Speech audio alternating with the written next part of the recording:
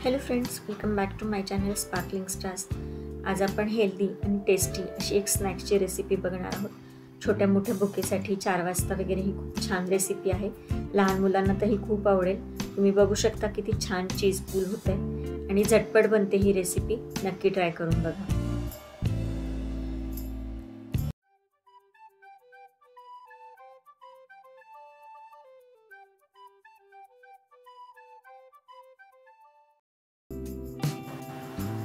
ही recipe बनवण्यासाठी आपल्याला आधी गार्लिक बटर बनवून घ्यायचे।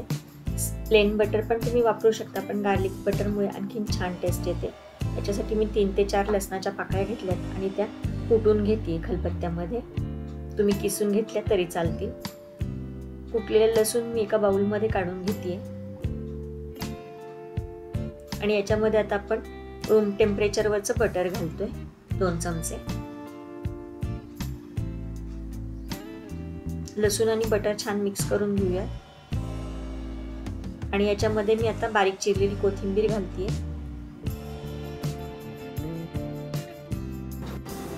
आणि अर्धा चमचा मिक्स्ड हर्ब्स किंवा ऑरेगानो जे काही तुमच्याकडे असेल ते घाला आणि हे छान मिक्स करून घ्यायचे आपल्याला। आपलं गार्लिक बटर तयार आहे। आता आपण पुढची प्रोसेस बघूया। या रेसिपीसाठी आपल्याला चपाती लागणार आहे। मग ती ताजी असली तरी चालेल किंवा शिळी असली तरी चालेल। कधी कधी भाजी पोळी खायचा कंटाळा येतो किंवा मुलांना झटपट काहीतरी बनवून हवं असतं। पोळी असेल तर हा पण पदार्थ करून पटकन देऊ शकतो। टेस्टी होतो हा। मी एक पोळी घेतली आहे आणि तिला संपूर्ण बटर लावून घेतले पूर्ण पोळीवरती आणि मग मी पिझ्झा सॉस घालते आणि तो पण व्यवस्थित स्प्रेड करून घ्यायचा आपल्या पोळीला।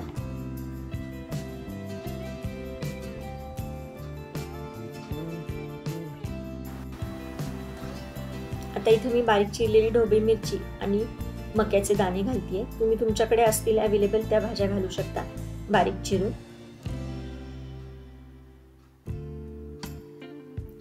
या भाज्या अर्ध्या भागावरतीच घालायच्यात कारण आपण ही पोळी फोल्ड करणार आहोत। आणि ज्या भागावरती भाजी घातली त्याच भागावरती आता मी मोझरेला चीज घालतेय।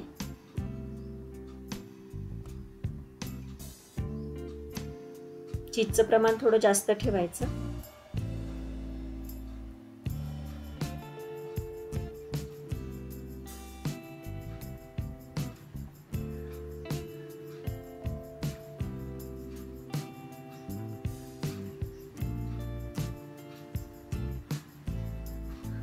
चीज घालून झाल्यानंतर याच्यावरती आपण चिली फ्लेक्स आणि ऑरेगानो घालणार आहोत थोडेसे।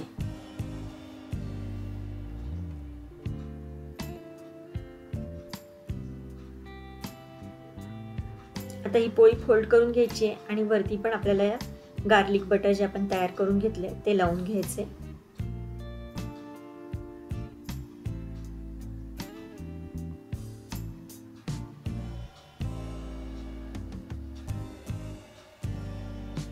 मी बाजूला तवा गरम करायला ठेवलाय गॅसवरती। लो टू मीडियम हीट वरती तवा गरम करून घ्यायचा आहे आणि गॅस मंदच राहू द्यायचा आहे आणि बटर लावलेली बाजू आहे ती खाली घालायची आहे आणि वरतून पण दुसऱ्या बाजूला आपल्याला बटर लावून घ्यायचे। लो टू मीडियम हीट वरती हे आपल्याला पोळी छान क्रिस्पी होईपर्यंत आणि चीज मेल्ट होईपर्यंत दोन्ही बाजूनी छान खरपूस भाजून घ्यायचे। अगदी 4 ते 5 मिनिटात हा नाश्ता तयार होतो आणि खूप छान लागतो।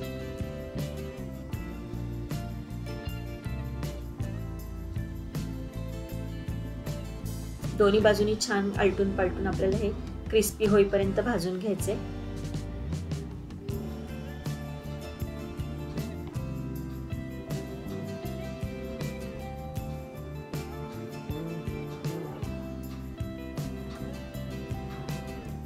आपली चपाती दोन्ही बाजूनी छान क्रिस्पी झाली आहे।